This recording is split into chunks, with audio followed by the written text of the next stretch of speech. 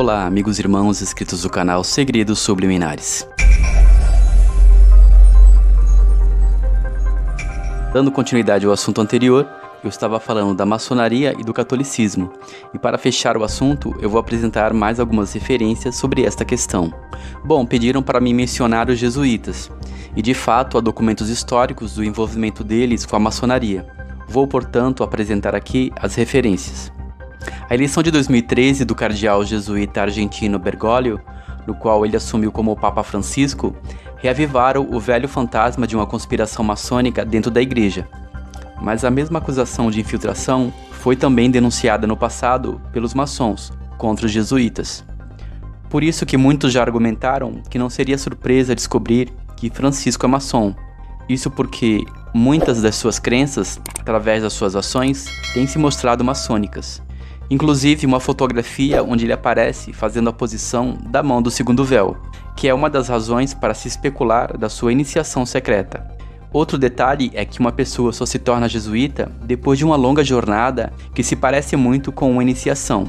Foi isso que gerou muitas referências das conexões dos jesuítas com as ordens semelhantes às maçônicas. E há teorias de que os Illuminati seria uma ordem que teria sido inventada pelos jesuítas para desestabilizar o avanço dos protestantes na Inglaterra. A reforma protestante e, sobretudo, a reforma inglesa trouxeram novas suspeitas contra os jesuítas, que foram acusados de infiltração política na maçonaria. Muitas das sanções contra os jesuítas emergiram no século XVIII, através do iluminismo maçom, com uma briga entre a maçonaria e a Companhia de Jesus. Isso porque Adams Weishaupt, um professor de direito que foi educado em uma escola jesuíta, foi o criador da Ordem Illuminati da Baviera. Isso explica a teoria conspiratória de por que os Illuminati é denominado uma hierarquia satânica criada pelos jesuítas católicos, batalhando contra a maçonaria, ou seja, um movimento católico negro infiltrado nas lojas para destruir os maçons. Teoria conspiratória que foi usada no livro de ficção de Dan Brown. Adams Weishaupt era acusado de ser o líder secreto da nova ordem mundial, e até mesmo de ser o próprio demônio. Os Illuminatis eram acusados de terem sido promotores secretos da Revolução Francesa. Weishaupt tornou-se profundamente anticlérigo, resolvendo então espalhar os ideais do iluminismo, através de um tipo de sociedade secreta de indivíduos de opiniões semelhantes. Outra sociedade secreta dentro do catolicismo é a Opus Dei. Ainda na década de 1940, alguns jesuítas interpretaram alguns ensinamentos do Opus Dei como heréticos, uma forma de maçonaria cristã infiltrada dentro do catolicismo romano. Os críticos argumentam que o Opus Dei possui um acentuado caráter secreto. Por exemplo, os membros geralmente não divulgam publicamente a sua filiação ao Opus Dei. Essa suposta prática teria favorecido especulações sobre a iniciação de pessoas influentes a essa ordem, incluindo ministros, senadores, presidentes e até jornalistas, que trabalham para a Opus Dei de forma secreta e para fins puramente políticos. Isso não é somente teoria da conspiração. Como já vimos, haviam muitas seitas ocultistas dentro da religião católica, onde até os artistas que pintavam para Roma introduziam sinais secretos nas obras de arte. Vejamos agora alguns sinais maçônicos infiltrados na arquitetura e nas obras de arte católica. O Vaticano é uma cidade cheia de simbologias maçônicas. Muitas dessas simbologias foram sendo introduzidas ao longo do desenvolvimento do catolicismo. Seriam as marcas que provam a passagem de papas maçons, jesuítas e outros adeptos de seitas secretas nessa instituição religiosa. A Praça de São Pedro é a maior referência dessa arquitetura maçônica. Ela possui um símbolo de uma fechadura, fazendo alusão às chaves que supostamente Cristo entregou a Pedro. Mas a verdade é que este símbolo faz alusão ao ventre da grande deusa mãe, e o seu poste ídolo no centro é o falo do deus maçônico gerador, que é o culto solar ao deus Mitra, escondido na farsa de se venerar o Messias. Isso se explica também porque a maçonaria, na verdade, adora a deusa mãe, simbolizada pela Estátua da Liberdade. As santas católicas são todas alusões e sincretismo às antigas deusas pagãs do Império Romano, pois quando o catolicismo se autodenominou representante da Igreja de Cristo, eles fundaram a religião pagã chamada Catolicismo Romano, que é a grande representante da Mulher Escarlate, Babilônia a Grande, a mãe de todas as prostituições da terra. Portanto, se trata do culto à antiga serpente. E este culto à serpente é percebido através de várias construções maçônicas. Vejam aqui. Aqui nós vemos postes ídolos de adoração fálica, que são as colunas, semelhantes aos templos pagãos. Aqui neste altar nós vemos 4 colunas com o símbolo da serpente enroscada em torno dela. Vemos aqui uma cruz celta com o símbolo do sol.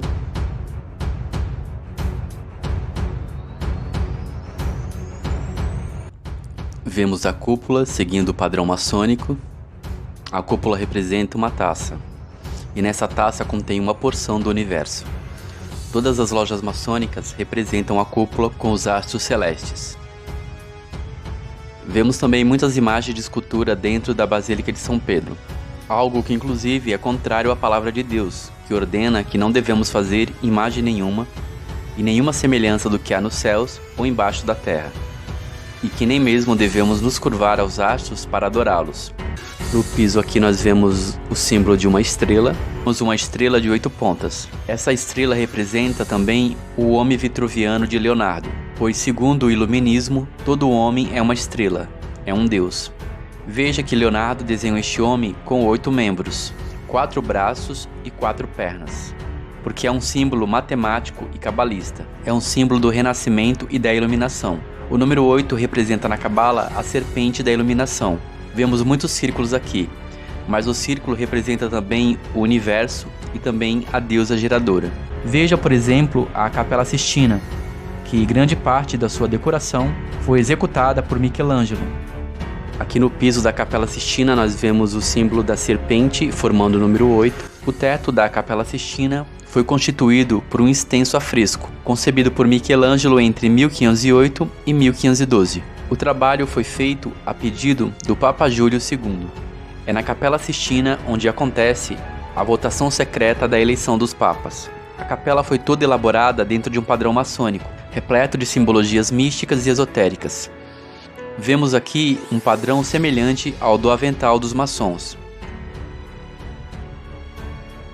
No teto da Capela Sistina nós vemos a serpente enrolada na árvore do conhecimento do bem e do mal,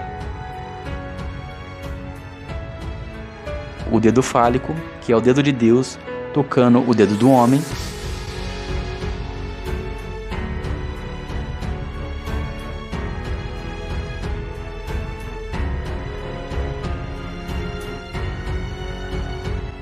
veja neste salão a face de um demônio, ou seria do deus Dionísio, de uma criatura chifruda.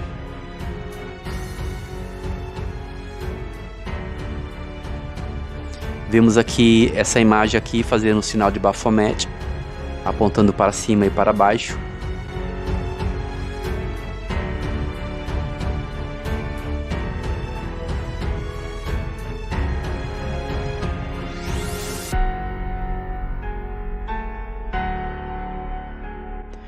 Neste piso aqui nós vemos o tipo de uma serpente, toda entrelaçada.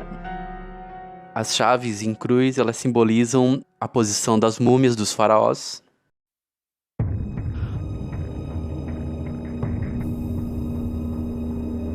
E vemos também no piso o hexagrama.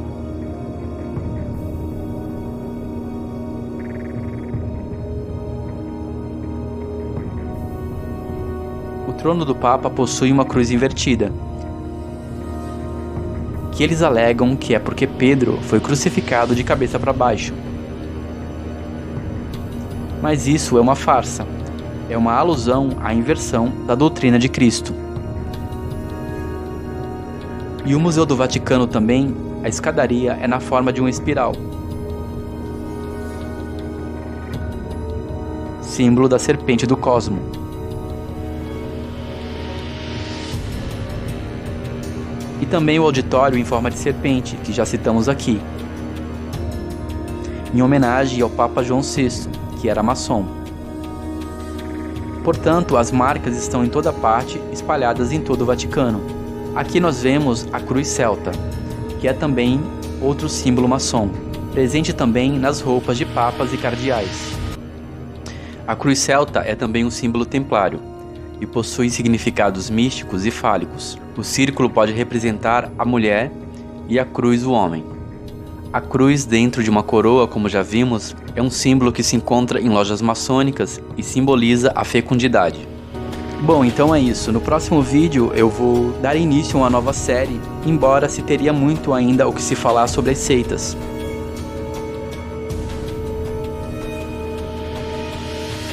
Eu iniciarei uma série agora falando sobre a arqueologia antiga, falaremos sobre os gigantes, sobre os Néfilins. Um assunto bastante interessante. Um grande shalom a todos, um forte abraço e até mais. Deixe seu comentário e as suas considerações sobre este assunto. Shalom.